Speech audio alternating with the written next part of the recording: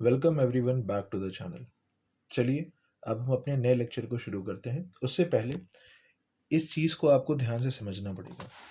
यहाँ पे मेंशन है कि when capital expenditure is charge to revenue expenditure, और इसका vice versa when revenue expenditure is charge to capital expenditure. अब देखिए कैपिटल एक्सपेंडिचर कौन से होते हैं और रेवेन्यू एक्सपेंडिचर क्या होते हैं।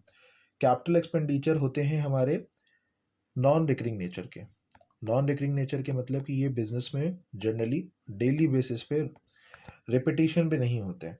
जैसे प्लांट एंड मशीनरी खरीदना, कहीं पे बड़ा इन्वेस्टमेंट करना, बिल्डिंग खरीदना, ऑफिस बनाना, ठीक है। ये सारे कैपिटल एक्सपेंडिचर हैं जिसमें big amount of money involve रहता है। रेवेन्यू एक्सपेंडिचर रिकरिंग नेचर के होते हैं, डेली बेसिस पे बिजनेस की छोटे मोटे खर्चे जो होते ही रहते हैं, ठीक है, सेल्स से रिलेटेड। ठीक। सो यहाँ पे अब ये सारी चीज़ें मैं आपको क्यों बता रहा हूँ, क्योंकि आने वाला जो नया क्वेश्चन है वो इन्हीं कंसेप्ट के ऊपर बेस्ड है, तो इसको आपको समझना पड़ेगा। एक छोटी सी चीज़ याद रखिएगा कि गुडविल के वैल्यूएशन में अभी हम लोग गुडविल वैल्यूएशन पे ध्यान दे रहे हैं। तो गुडविल के वैल्यूएशन में हमें एक्चुअल अगर इसकी इमेज निकालनी है गुडविल की, तो जो अब नॉर्मल लॉसेस होते हैं, ये जनरली आपको पता है, अब नॉर्मल लॉसेस को हम लोग ऐड बैक कर लेते हैं। अब नॉर्मल लॉस मतलब कि जो नॉर्मली तरीके से लॉस नहीं हुआ, जैसे थेफ्ट हो गया, चोरी हो गई, तो हर साल तो चोरी होती नहीं है। अब नॉर्मल तरीके से हमें कुछ नुकसान हुआ है, तो गुडविल की सही वैल्यूएशन करने के लिए हमें इन चीज़ों को वापस से ऐड बैक करना होता है। कोई नेचुरल डिजास्टर हो गया या ये सारी चीज़ें हैं। अब नॉर्मल प्रॉफिट के लिए क्या करना है, अब नॉर्मल प्रॉफिट को हम लोग ऐड क्या कर लेते हैं, लेस कर लेते हैं। अगर लॉसेस को ऐड कर रहे हैं तो अब नॉर्मल तरीके से प्रॉफिट, अगर हमें एकदम से कोई गेन हो गया, मान लीजिए कोई डेटर था हमारा जो कि हमने बैड डेप्ट कंसीडर कर लिया था, राइट ऑफ भी कर लिया उसे, बट अचानक से वो अगले साल आ जाता है और कहता है ये लीजिए अपना अमाउंट। ठीक। तो अब नॉर्मल प्रॉफिट को यहाँ पे ऐड बैक कर लिया जाएगा for the sake of right evaluation of goodwill. ठीक है। अब देखिए यहाँ पे, अब इन सारी, ये तो बेसिक कंसेप्ट रहा आपके सामने, बट अब प्रॉब्लम क्या आती है कि कुछ केसेस आ जाते हैं यहाँ पे। इन केसेस को समझते हैं, इन पे जो बेस्ट क्वेश्चन होगा वही मैं आपको यहाँ पे सॉल्व कराने जा रहा हूँ। कैपिटल एक्सपेंडिचर को रेवेन्यू एक्सपेंडिचर पे चार्ज कर दिया जाता है, ये पहला केस बनता है, ठीक है।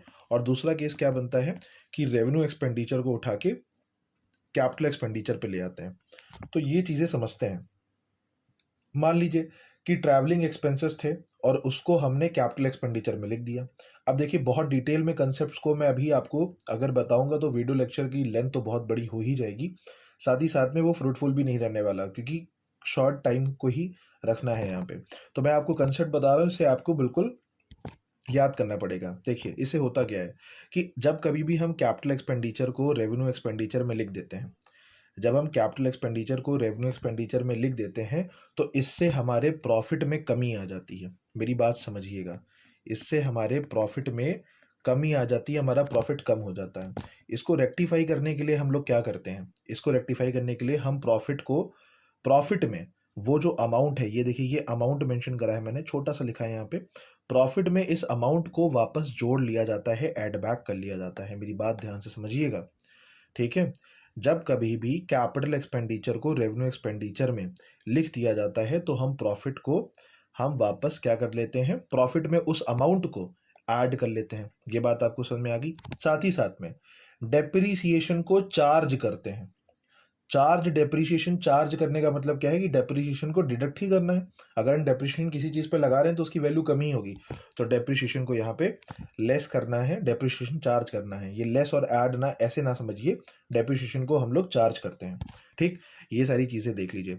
अब आप कहेंगे सर डेप्रिसिएशन को यहाँ पे चार्ज क्यों कर रहे हैं। ठीक। तो एक चीज समझिए, जैसे कि मान लीजिए कोई मशीनरी है और मशीनरी आपने खरीदी, ठीक है, और उस मशीनरी को आपने कोई रेवेन्यू नेचर का खर्चा बता के अपने प्रॉफिट एंड लॉस अकाउंट में लिख लिया। तो जब कभी भी प्रॉफिट एंड लॉस अकाउंट में आपने एक अननेसेसरी चीज को यहाँ पे देखिए, इस साइड में प्रॉफिट लिखा जाता है बाय प्रॉफिट, जो भी आपका ग्रॉस प्रॉफिट है या नेट प्रॉफिट, ग्रॉस प्रॉफिट है। अब यहाँ पे जीपी लिखा है आपने, कुछ भी अमाउंट सर्टेन, और यहाँ पे मान लीजिए आपके पास एक एक्सपेंसेस, दो एक्सपेंसेस, इस तरीके से एक्सपेंसेस थे, आपने एक एक्सपेंस और उठा के यहाँ पे लिख दिया फालतू में, तो इससे क्या होगा, आपका प्रॉफिट कम हो जाएगा। सेम चीज है ना। तो तभी हम लोग क्या करते हैं, प्रॉफिट को वापस से ऐड बैक कर लेते हैं। यहाँ पे मैंने प्रॉफिट को ऐड बैक कर लिया है, ठीक है। अब समझिए आगे की चीजें क्या है। और डेप्रीसिएशन, अब डेप्रीशिएशन को मैं आपको क्या बता रहा था कि डेप्रीशिएशन आपके बिजनेस फर्म में आपने मशीनरी खरीदी और उसे एक रेवेन्यू नेचर का खर्चा दिखा दिया, तो मशीनरी बिजनेस से गायब तो नहीं हो जाएगी ना। बिजनेस में मशीनरी एग्जिस्ट करेगी, तो अगर कोई फिक्स एसेट एग्जिस्ट कर रही है तो उस पर डेप्रीशिएशन भी ऑब्वियस ही बात है, लगेगा ही लगेगा। होपफुली सबको समझ में आ गया होगा।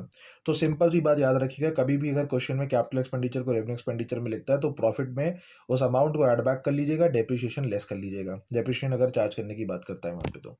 और अगर रेवेन्यू एक्सपेंडिचर को हमने कैपिटल एक्सपेंडिचर में उठा के लिख लिया, छोटे मोटे खर्चों को, ट्रैवलिंग एक्सपेंस को लिख लिया कैपिटल एक्सपेंडिचर में, तो इससे हमारा प्रॉफिट बढ़ जाएगा। तो पर हम क्या करेंगे सही करने के लिए चीज़ें, हमें प्रॉफिट में उस अमाउंट को वापस से लेस करना होगा और डेप्रीशिएशन को ऐड बैक कर लेना है वापस से। डेप्रीशिएशन चार्ज नहीं करेंगे क्योंकि पहले हम चार्ज करके बैठे हैं, गलती कर दी हमने, तो हम उसको वापस से जोड़ लेंगे। बस खाली आप ये कंसेप्ट याद कर लीजिए और पेपर में ऐसा ही करिएगा एडजस्टमेंट में, बाकी आप कुछ भी अभी ज़्यादा इसमें दिमाग मत लगाइए, जो बिल्कुल अभी फ्रेश टाइम अभी पहली बार देख रहे हैं ऐसी चीज़ों को। अब देखिए उसके बाद में क्या लिखा है यहाँ पे, ओवर वैल्यूशन और अंडर वैल्यूशन की बात हो रही है क्लोजिंग स्टॉक की। तो अगर क्लोजिंग स्टॉक, देखिए अब एक चीज समझिएगा, ओपनिंग स्टॉक जो है ना वो हार्मनी में चलता है बिल्कुल, है ना।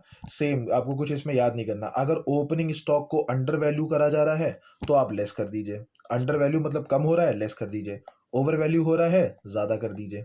समझ में आ गया, सिंपल। और क्लोजिंग स्टॉक में इसका वाइस वर्सा उल्टा चलता है, क्लोजिंग स्टॉक में अगर अंडर वैल्यू करा जा रहा है तो जोड़ दीजिए, ठीक, और ओवर वैल्यू करा जा रहा है तो लेस कर दीजिए, सिंपल है। ये हार्मनी में चलेगा, बिल्कुल सेम सेम चलने वाला है। अंडर वैल्यू हो रहा है कम कर दो, ओवर वैल्यू हो रहा है ज्यादा कर दो, क्यों, इसके पीछे डिटेल्ड डिस्क्रिप्शन है इसका, ठीक है।